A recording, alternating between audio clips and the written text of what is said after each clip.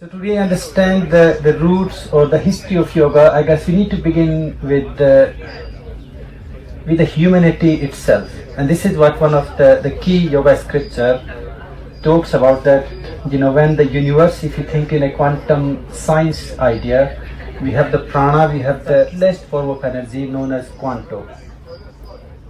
And then we have the dark space, the ether, the emptiness or voidness.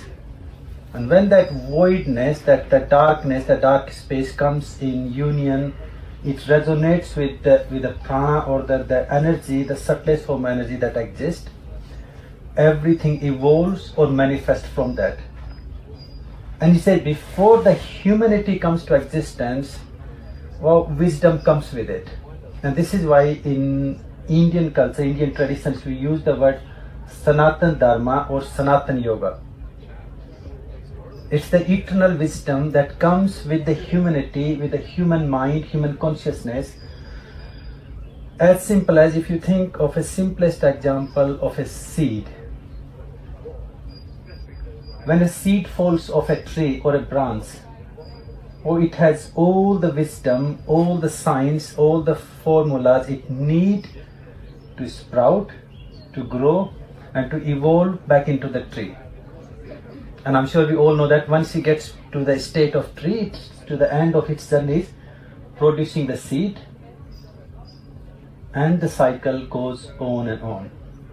So in a very eternal concept, if I don't talk into the history in modern perspective, then it says the yogic wisdom, this life evolutionary process, lifestyle, it comes the moment or even before the humanity itself comes to existence. Well, think of the tree, before the tree grows, the seed has all its wisdom.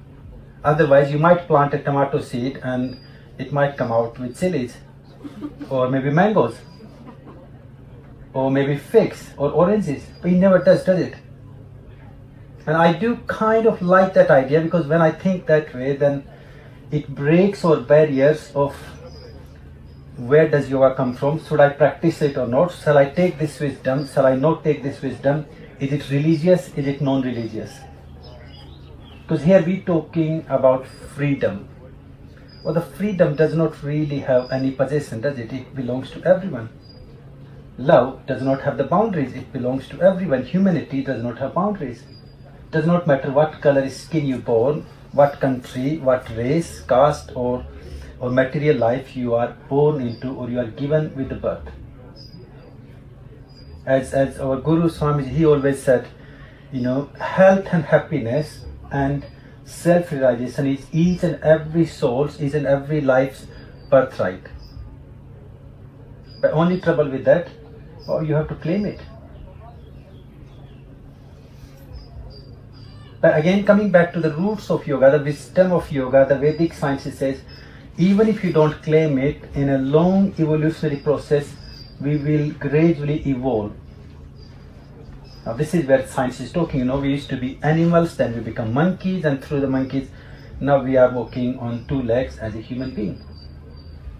Our brain is evolving, but the only trouble in that process is very, very long process. It takes millions of years to grow into that higher intellectual wisdom, where a cycle from the seed goes back to the end, the dissolution, where you find the beginning meets back to the end.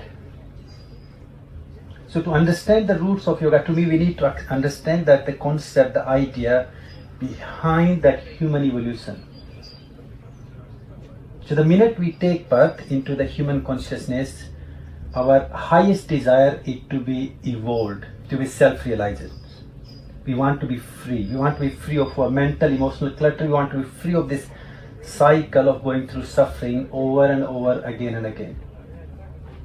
Well, yogis dig deep down. Now, what modern science is doing really, to me, when I think of yoga as from the roots, really the yoga is the mother of all the sciences. It's actually the root of sciences. The only difference into the yogic and modern science is looking outward.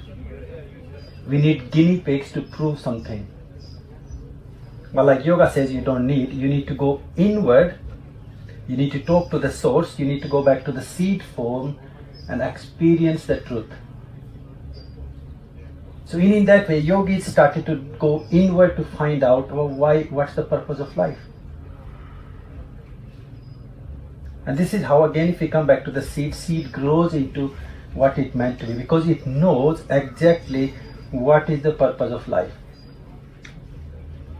And if you think of what gets us away from that path, is our mind, our ego, or that desire that manipulates our experiences.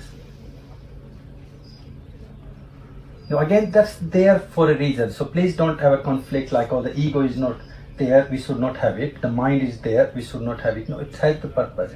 Because the life cycles, the cycle of the universe is based on duality. As I said earlier, the prana, the subtlest form of energy is there, then the emptiness, the voidness or ether is there. When the two meet, they resonate. And when the resonation will begin, when the sound, the vibration begins, or when the two ends, the 2 points meet. So think of the mind, the ego, and this I-ness, it creates that duality. And what duality does? It manifests things. So in some ways, as long as we are into this human form, human life, as a household, or to fulfill the purpose of life, we do need that duality, that two opposites of liking or disliking. Well, if there is a beginning, there has to be end. But what yogis did then in old ancient sort of Indian sort of culture, they found, okay, I don't want to wait for millions of years to experience that highest state of realization or my human evolution. And they started to dig deep down. And to me, when I think, I want to contemplate about the roots of yoga, I do want to contemplate from the very beginning of our humanity, very beginning of our mind, our consciousness. And as in yoga and Vedanta, we always say, this consciousness is always eternal. It's ever existing. So the wisdom is there, and this is, I believe, why we use the word Sanatan Dharma. Because each soul, each life is born with its own pure potential form that it needs to fulfill. And in some ways, I do believe, the animals are actually far more higher evolved than us human beings. Because they do fulfill their purpose to their absolute perfection, unless someone like you and me trained them, put them in a cage or put them in a box in a different way.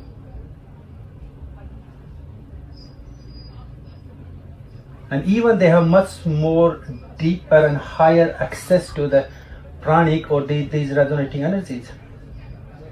Their seeds can remain into the grass, into the land, into the desert for as long as it need to wait for the right opportunity to come back to life again.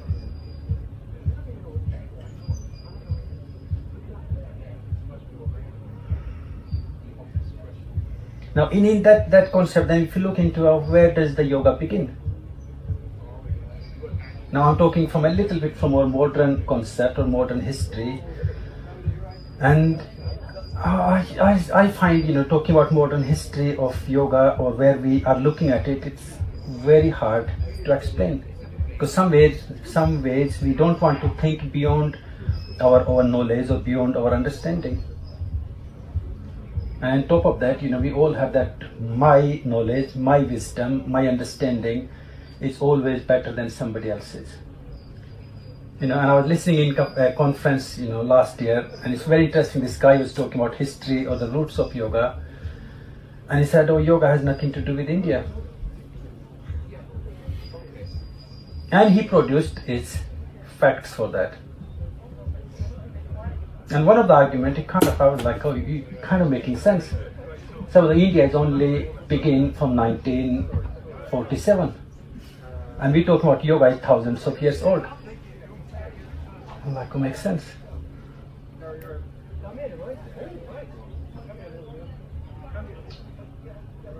So beginning a bit of history, now what we're talking here when we talk about the roots of yoga, we're talking based on some written books or the written scriptures.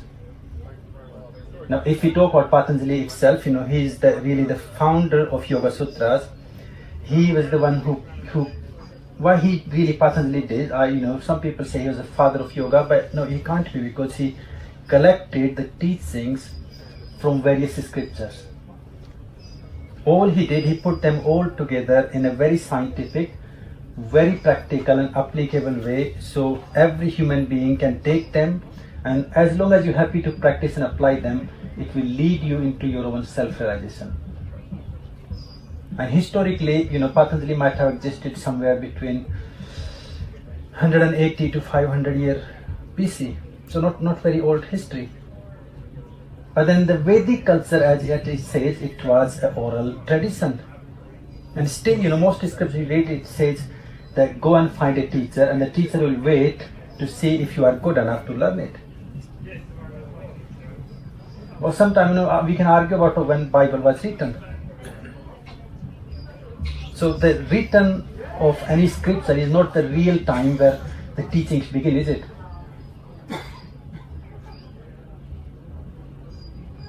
So somewhere, historically in Indian, some of the stories, Patanjali existed in that time. But what Patanjali really did, he codified or he collected all the teachings of yoga to bring it out of the religious context. He said to evolve, to grow spiritually, to be self-realized and enlightened, you don't have to actually believe in any form of religion. What you might need to actually do, you need to refine your own faith, your belief system, and become better and better in what you believe in. And this is the word he used for the divine, is Iswara. And he clearly uses the word the Iswara, the divine, or the God, if you want to use that word. It's formless, it's timeless. It has nothing to do with what is happening. It has no pain or pleasure. It does not have the choices like we do. I like it, I don't like it. It's free from all that duality. For in that way, if you can live in equanimity, he says you are divine.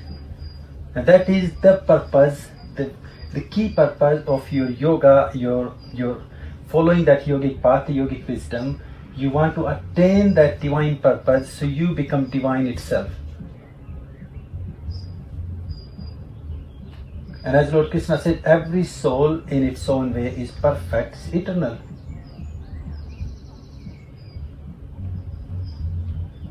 And to go back to the source where it begins, what we're doing, is going through the experiences again. Think of the tree, it goes through every season, every year. It has the new leaves fall down, so we are doing the same thing. We have a body, and at some point, like the leaves, the body falls down, and we get the new leaves, we get new body. It's just changing it as an instrument or vehicle.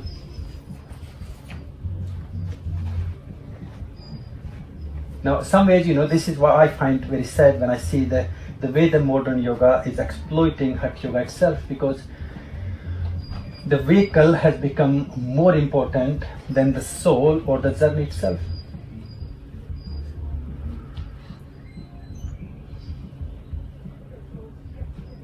So if we go back and bit more before Patanjali, then we look at the Vedic texts or the Vedic teachings. When we go back to Bhagavad Gita, that sort of scripture again we believe existed somewhere between 500 and 2000 BC. But that's the way we're looking at the modern historical or the carbon dating of the scriptures written on either the branches, the leaves or the stones. But if you look at the Hindu calendar or the Hindu perspective, then I believe it can be a couple of millions years old teachings. And then as I come back to the concept I was saying that this Sanatan wisdom, eternal wisdom exists. Huh? Okay. So the eternal wisdom, this exists with the humanity comes to existence. So it might be even older than what we think. But somewhere, yes, in between that time, the Bhagavad Gita, the dialogue between Lord Krishna and Arjuna was written, and really that's where he explains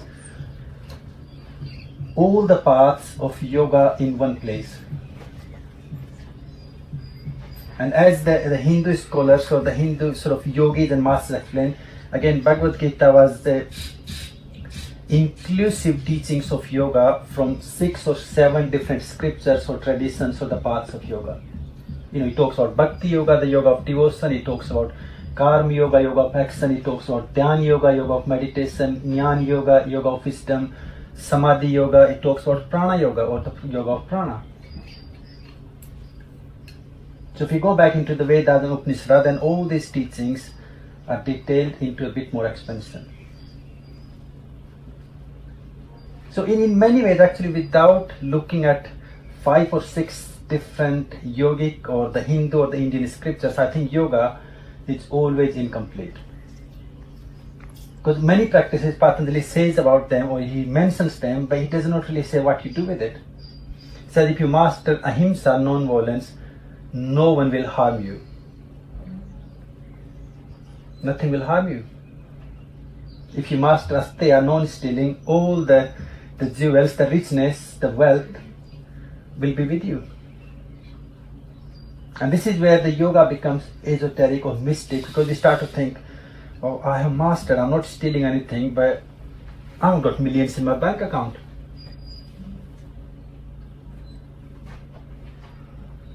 But when you sort of switch over from the what Patanjali mentions in the bullet point, then you go into the other Upanishads where the practices are explained. So, the concept of ahimsa, when you come to Bhagavad Gita, what Lord Krishna is telling Arjuna, you are here, you are a warrior, and you must fight. You must fight to protect humanity. You must fight to protect the poor, the innocent people. You must fight to protect or look after kids and women. And he said that is your ahimsa, that is your non-violence.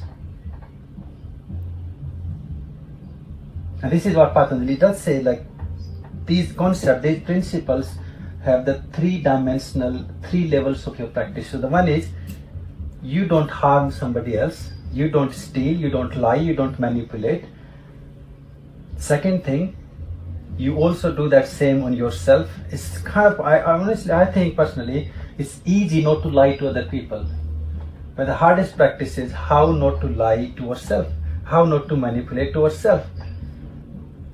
We all are amazing in being kind to other people, but how many times you can be actually kind to yourself? So the second level, second part is practicing them back on yourself. And I always ask people, if someone comes to you and says, I'm really sorry, yesterday I said something and I was absolutely stupid, can you please forgive me? And if they give you a card and flower, you in tears. But how many times you have done it to yourself to forgive yourself? I've known so many people that so love beating themselves up. So Patanjali says, don't harm, don't do wrong to other people, but also don't do wrong to yourself. And the third level he says, don't allow other people to do it. So it is also your responsibility, your duty, your dharma to protect yourself. So you don't do wrong, you don't do wrong to other people, you don't do wrong to yourself, and you also don't allow that to happen if it is in your ability, your skills, your power to protect or prevent it.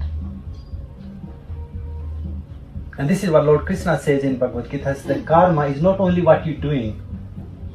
Obviously you are responsible for what you do, but he also says you're also responsible for what you're allowing to happen. And he said you're also responsible for things you could have prevented and you did not try to prevent it. So that's why Arjuna says, oh, why do I fight? I can just run away and go and sit and meditate somewhere to be enlightened. I can be free, why do I have to do all this? He said, no, you become responsible for that too. If you see someone blind running to the river and you stand sitting there like, oh, it's their karma, let them fall into the river. Life must have a reason. He said, no. If someone you have the ability, you can prevent someone, stop them and say, hang on, you are going to fall off a cliff. Please don't do that. Or help them to turn around so they can walk somewhere else. That's all we need to do sometimes, isn't it? Like showing people, pointing them to the right direction. And to me, understanding the roots and this conceptual, this experiential practice, the path of yoga, we need to understand that I don't do it. I don't want to allow other people to do something wrong to myself either.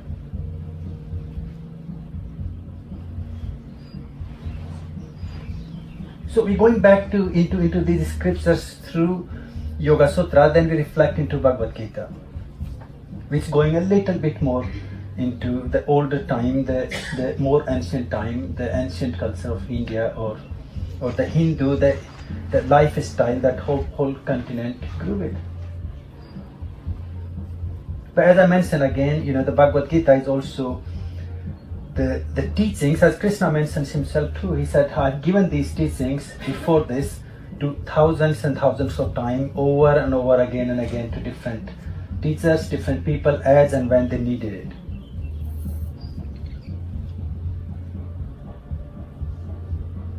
And he said, first time you would have given it to Surya, the sun.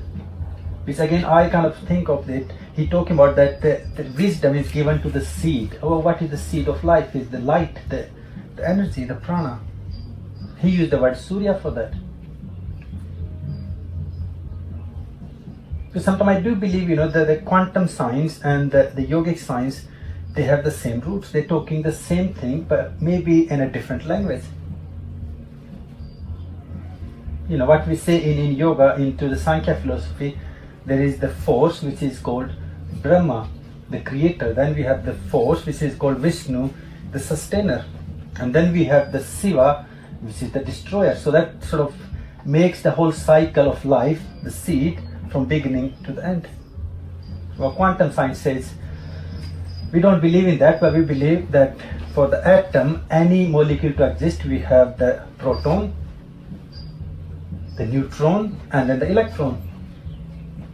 So the proton brings the whole, or manifests the atom. Then what neutron does, it keeps the electron and proton apart. And if you let them come together, let them collide, the nuclear energy, the one atom, they say, can be enough to destroy this whole place around where we are. This is how much potential energies we talk into the divine form. So sometimes I do wonder, the only difference between our modern science is the different names, different words. And I guess in old time, people used to find it a bit easier to say God or the divine.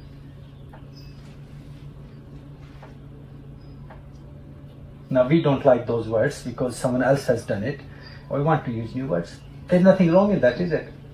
And even I think, even my own evolution, when I think about it, in the beginning I used to use the word God, but now I think maybe it's not appropriate word. We talk about divine, or sometimes I like to use the word consciousness itself, or the energy. Because life begins with energy, and where life will end? Back into energy where it begins. Which sometimes, you and me might think it's the end, but it's not really end, is it? It's the opportunity for the new beginning. So this takes us a little bit more further back, as the Bhagavad Gita itself is a collection of teachings, the wisdom any human being needs to free themselves, or to understand what we need to do, or how we should make our choices to live a good life.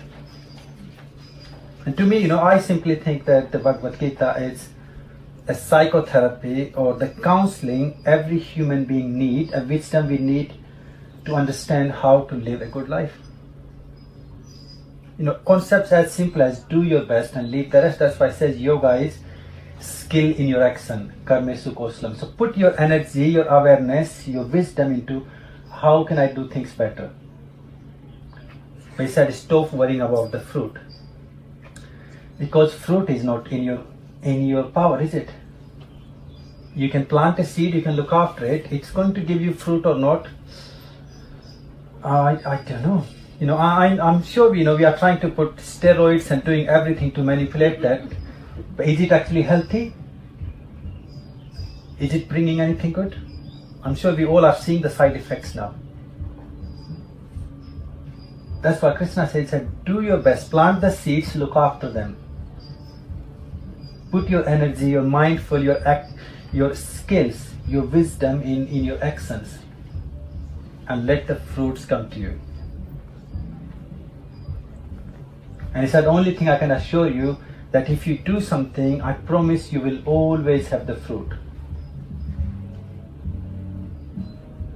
And it's something he explains into the next chapter where he talks about Karma Yoga in further detail. Because in Karma Yoga, really, we all do our actions. And what is our action? It's the physical things we do, all the mental activities that are constantly going on, all our feelings, emotions, all that, he said, is part of your karma. So he said, you can never be free of doing something. Because not doing is also doing. I know we like to say, oh, the relaxation or having a sleep is doing nothing. But for your health and well-being, in that way, it is doing something. Or maybe you could have done something else in the time that we just spend in either going onto the Google or Facebook or all these modern things we do. So he said, not doing, it does not exist. If nothing else, you will be at least breathing. So to put yourself on the fast track of evolution, what he says, start to live your life mindfully and do everything consciously, knowingly. And this is, one of the simplest practice the most yogis talk about. Breathe in, breathe out, and know your breath. Oh, I don't think we do anything more than that every day, do we? Breathing.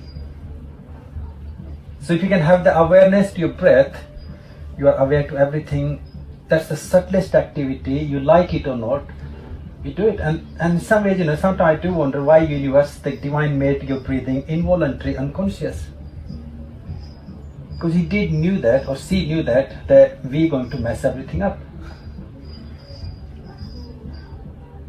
People will die every minute if their breathing will be in control, because we think, I had enough. So that the abhinivesa, that the instinct we have been born with to live. But the yogi said, no, I don't want to do that. I want to do everything consciously. And this is why one of the common tool, the simplest tool in yoga we use, be aware, be mindful to your own breath, to every breath.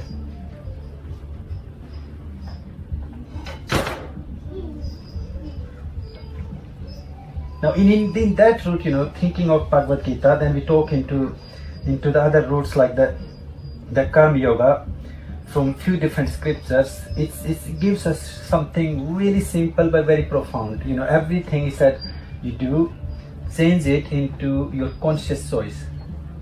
I know most of the time what we do, we're looking for, I did not do it, it just happened. Well, somewhere deep down we did make that choice for things to happen. Doesn't matter what state we are. And in Kapila, in Sankhya Yoga, obviously the student asks, oh, okay, I understand that idea, but how do I make a choice? Or how do I know what is right and wrong? This is another amazing thing with the roots, this combination of yogic teachings of wisdom gives you the tool for you to actually reflect what is right for you, because the concept of right and wrong is simply our perspective, isn't it? And what is right for us in 1 minute, or in next minute it can be not right anymore. And I always use a positive example, let's say you invited your good friend for dinner. Your friend arrives and you welcome them and say, let's sit down, but just to let you know, we are fasting today or tonight. It's not going to go down very well, is it? Even though you can say the fasting is amazing, great for your health and well-being. Or you're driving down the motorway and suddenly you have the strong desire in you to be enlightened. Stop the car in middle and take your asana. I'm sure you all can do the great asana, maybe headstand or whatever you fancy. Say, I'm here to be enlightened. And this is what Kapila said, the choices are, one choice can be right, can be perfect in one moment, and next moment that can again be classified or known as that was not right thing to do. There is a moment where we should smile, there is a moment where we should be grieving for something. So your feelings, your emotions are also, you can't classify which feeling, which emotion is right and which is wrong. It depends. If there is a reason for that, then it's part of your healthy emotional well-being, isn't it? Think your friend is trying to tell you a very sad story about what happened into their life and you're laughing there. Or they're telling you something amazing, the happy moment, and you start to cry. So Kapila says the right and concept of right and wrong is a perspective. Then how do you understand what is right and wrong in that moment? I said, ask yourself simple 3 questions. Number 1, the choice I'm making, am I happy to accept the consequences or accept the fruit?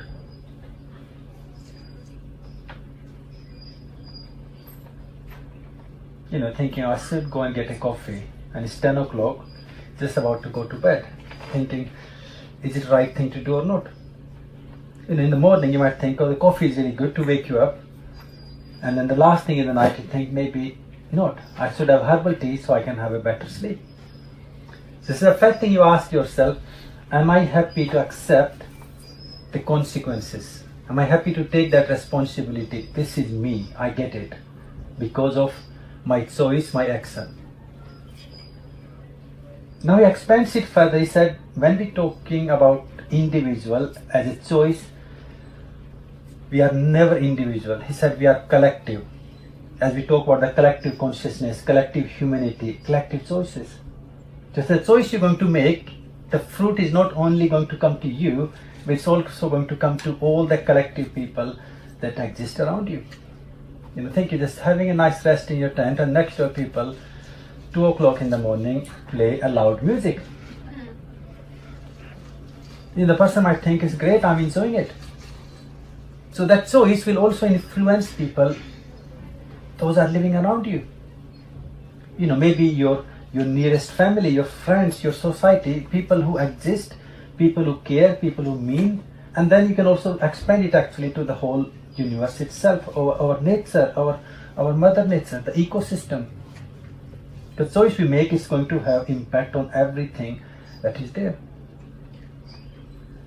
So he said, second thing you need to inquire, self-inquire is it going to bring positive change or harmony or peace between everything that I'm connected with?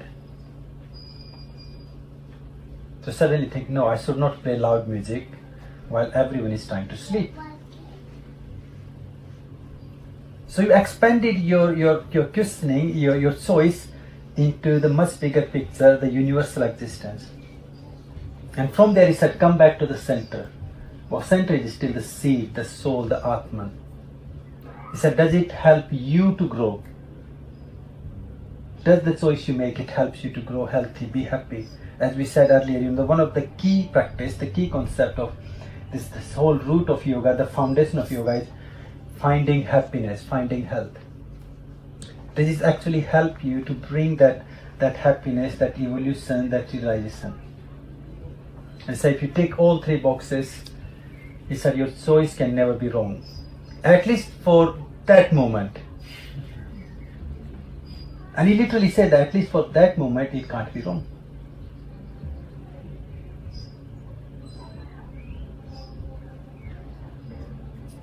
And this is what Patanjali says, everything you do, every karma you do, back to the Yoga Sutra, he said, be aware to those deep down impressions, samskaras, the word he uses, from where the thought process, the desire, the energy in you that begins, that this is what I want.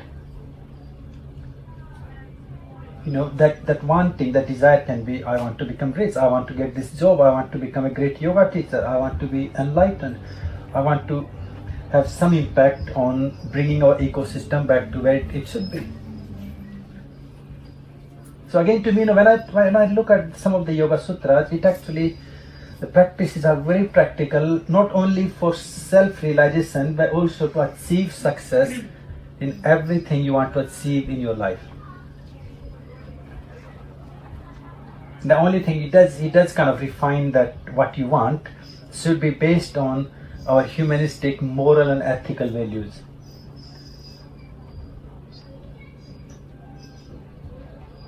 Because this whole life is based on duality, liking and disliking. And he does say we need to refine that. And it's another amazing thing, this whole yogic wisdom, this yogic lifestyle talks about. As you know, in modern time, we think that being or following the yoga path means you have to suppress so many desires, your needs, you have to live a life away from many things. But really the Vedantic, the yogic wisdom says, no, you don't have to suppress your desires. What you do different is you start to find a much better, much healthier way to enjoy them.